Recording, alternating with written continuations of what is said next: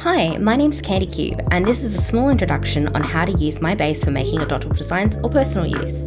I'll be showing this example on a PSD file. Don't worry if you don't have access to a program that can run PSD files. In the free download, there's also PNG files for just the line art to work with. In this PSD file, there are two poses available. All of the layers are named and locked for easy use, and they have removable faces. If you'd like to use your own face design, that's fine too. You're welcome to edit any of the lines in this file to customize your design to your liking. If you'd like to work with many layers, I'd suggest making clipping masks, but these are just suggestions. The eyes come in layers so you can easily change how they look, from gradients, complex designs, markings, or even cool shapes. It's all fun when designing adopts. Try changing the color of the shade or the pupil layer for even more options. The file also comes with two feet types. There are toes and doll-like feet, depending on your preference. Turn the base folder's opacity down and on a new layer start to sketch your idea. When I'm making hair, I like to think of it as coming out in all directions from the top of the scalp. Just some rough shapes would do to get your start base down of what you want your design to look like. If it helps, on a new layer underneath the sketch, block out the base with a white colour so you can get a better idea of how your design will look with its clothing on. Once you have your idea set in stone, it's time to line. The brush I'm using with Paint Tool SI is included as a screenshot, so if you want your lines to match, this will help. But remember, everyone has different pressure that they draw with, so my pen size might not give the same effect. Try adjusting the brush size to get a similar line thickness. Designing is meant to be a fun experience, so don't be scared to play around with ideas. For the design I'm making here, I wanted to go with a cute, spacey 90s to 80s alien girl. You can see that I was playing around with the idea of having some tentacle tails, but I ended up opting to put in a little tentacle creature on her back shoulder. The palette that I'm using here is the Monster Mash purple and green. I also wanted to put in a couple of different colours, like some teals and some nice colours to balance out the aesthetic. One of the key ways to attract a buyer when making adoptable designs is thinking of an idea or an aesthetic that would mean something special to others, like an item, animal, food, drink, or a mythical creature, just as an example. Using popular aesthetics is really helpful for a design to connect to someone who may want to purchase it. Sometimes a design is so good you might end up deciding to keep it yourself. Nothing wrong with that. Another thing to think of when you're doing designing is who is going to be the buyer. Some people prefer complex markings and very fine details on characters, while others really enjoy having simple characters so they can draw them over and over again. Sometimes when shading, especially when it comes to skin tones, it's good to do multiple layers of shade, but not everyone likes shade on their adoptable designs, so it's smart to make certain you save both versions of shaded and not shaded, in case the buyer wants to use the image as a ref sheet.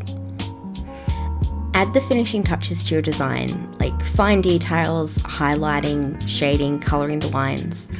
The way that I like to colour my lines is I will make a masking layer on top of my line art, set it to 50% opacity, and colour the lines the same as the adjoining colour on the inside. Now onto the next example.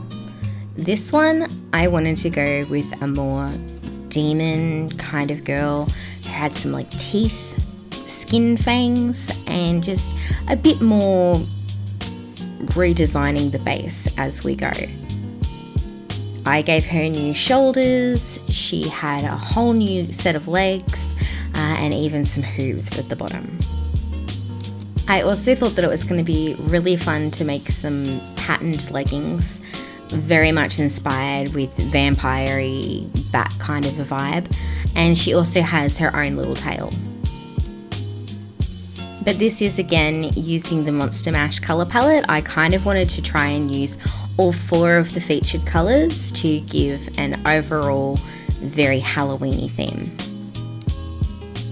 When using a new layer to do your line art on top of the base, you can erase any part of the base that does not work. Example, the chest line.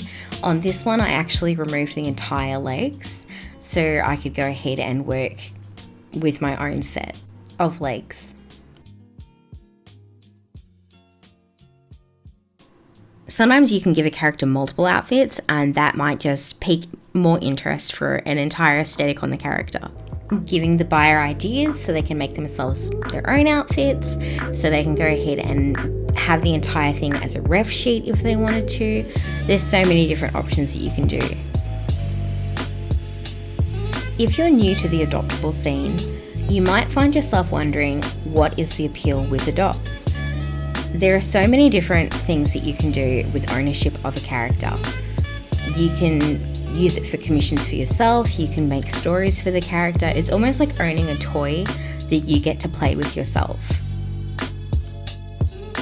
Sometimes you might also get repeat customers who enjoy coming back to you over and over again to get similar aesthetic characters that they end up writing stories about and have them interacting with each other. I would also suggest making designs that you like, finding your own niche, and don't try and do what everyone else is doing. Just make what you like and stick at it. You'll end up getting fans and people that see your work and will start to enjoy it and come back over and over again. If you are a human artist, an animal artist, an anthro artist, any type of artist, there will be a market for you. And I would also suggest having your options open. I have seen people ask for just outfit designs where you take a commission of their character and design an outfit for them. The options are endless. Don't forget to save your file with a new name as the original so you can reuse the original base over and over. But if you do end up saving over it, don't worry, the download will be available on DeviantArt to re-download at your pleasure.